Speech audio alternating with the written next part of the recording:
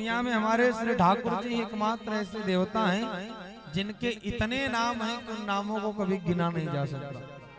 सहस्त्र नामावली वेद पुराण सब भरे पड़े हैं। जो नाम किसी का नहीं होता, कुछ भी नाम ले लो, जो किसी का नहीं होता वो नाम किसका होता है?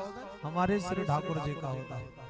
आपको बताऊं, एक बार एक गांव का आदमी ना पढ़ा लिखा था नहीं, बेचारा दिन भर भैंस चराता था दिन भर। तो एक बार उसकी पत्नी ने कहा कि महाराज कम से कम जीवन में एक बार गुरु मंत्र ले लो, कल्याण हो जाएगा। बिना गुरु मंत्र लिए कल्याण होता नहीं। तो पत्नी के कहने पे गाड़ी पकड़ करके अयोध्या गया गुरु मंत्र लेने के लिए। अच्छा, गुरु मंत्र लेने पहुंचा तो ऐसे गुरु जी के पास जो नरसिंह भगवान के भक्त थे, अब उन्होंने मंत्र दे दिया इसको, ओम नमो नरसिंहाय, ओम नमो नरसिंहाय। अब नरसिंह भगवान का मंत्र लेकर के ये वहां से आया। तो पहले तो भाई लिख करके देते नहीं थे, कान में मंत्र दे दिए। गुरुजी ने सोचा याद हो गया, लेकिन ये मंत्र लेकर के आया और घर आते आते इसको मंत्र भूल गए। मंत्र भुला गया। गुरुजी ने कौन सा मंत्र दिया था। और घर पे आते ही सुबह का समय था, तुरंत भैंस खोला और भैंस चराने चल दिया। अच्छा, इसकी पत्नी 12 बजे भोजन लेकर के आती थी इसको भोजन कराने के लिए। तो आज 12 बज गया लेकिन इसकी पत्नी जो है भोजन लेकर के आई नहीं। तो इसने सोचा भाई गुरुजी ने मंत्र दिया था, बोले थे जपते रहना मंत्र को, तो वही मंत्र जप लेता हूँ। अच्छा, मंत्र जपने के लिए मंत्र याद करने लगा तो मंत्र याद है ना, ओम नमो तो याद आए, लेकिन गुरुजी ने नरसिंहाय कहा था वो याद नहीं आता था इसको। इसकी दृष्टि पड़ी भैंस के सींग पे। इसने कहा गुरुजी ने सींग जैसा कुछ कहा था उसमें। तो ये जपने लगा, ओम नमो भैंस का सींग, ओम नमो भैंस का। बोला गुरुजी यही कहे थे। जपने लगा, ओम नमो भैंस का सींग, ओम नमो भैंस का सींग, ओम नमो भैंस का सींग। अच्छा, वहां से लक्ष्मी मैया और नारायण प्रभु गुजर रहे थे। लक्ष्मी मैया ने कहा, प्रभु एक बात बताइए, ये कौन से देवता हैं भैंस के सींग?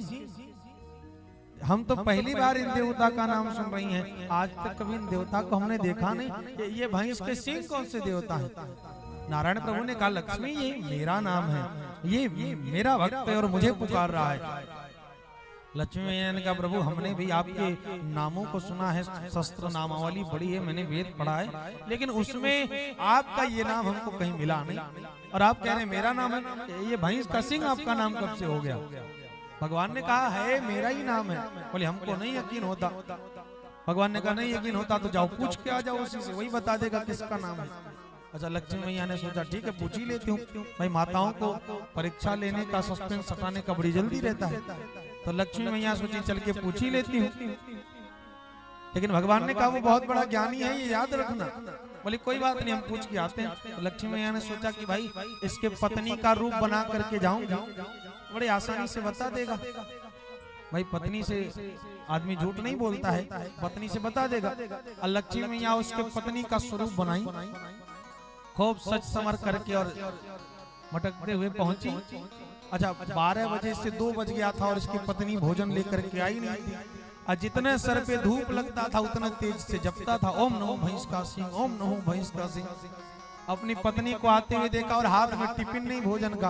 अब क्रोध में और क्रोध आ गया इसको और जोर जोर जपने लगा, ओम नमो भैंस का सिंह। अच्छा, लक्ष्मी जी पहुंची, बोली पति जी महाराज ये किसका नाम जप रहे हैं? अब ये क्रोध में तो था ही, बोला तुम्हारे भतार का नाम जप रहे हैं।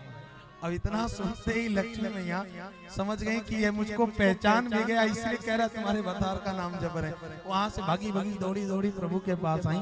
बोली प्रभु आप सच में कहते हो, एक तो ये ज्ञानी है, मैं कितना अपने को छिपा करके गई लेकिन फिर भी पहचान लिया और डायरेक्टली बता दिया कि तुम्हारे पति का नाम जप रहे हैं। भगवान ने कहा तो लक्ष्मी सुनो, जो दुनिया में किसी का नाम नहीं होता वो हमारा नाम होता है। भगवान ने मूर नाम के दैत्य का उद्धार किया तो भगवान का नाम मुरारी पड़ गया। भगवान रण को छोड़ करके भगे तो भगवान का नाम रणछोड़ पड़ गया। भगवान माखन चुराए तो भगवान का नाम माखन चोर पड़ गया। दुनिया में मेरे कन्हैया के जितने नाम हैं उतना नाम दुनिया में किसी देवता का नहीं है। शस्त्र नामावलियां भरी पड़ी हैं। भगवान ने मुर नाम के दैत्य का उद्धार किया तो मुरारी नाम पड़ा। बोल मुरारी भगवान की।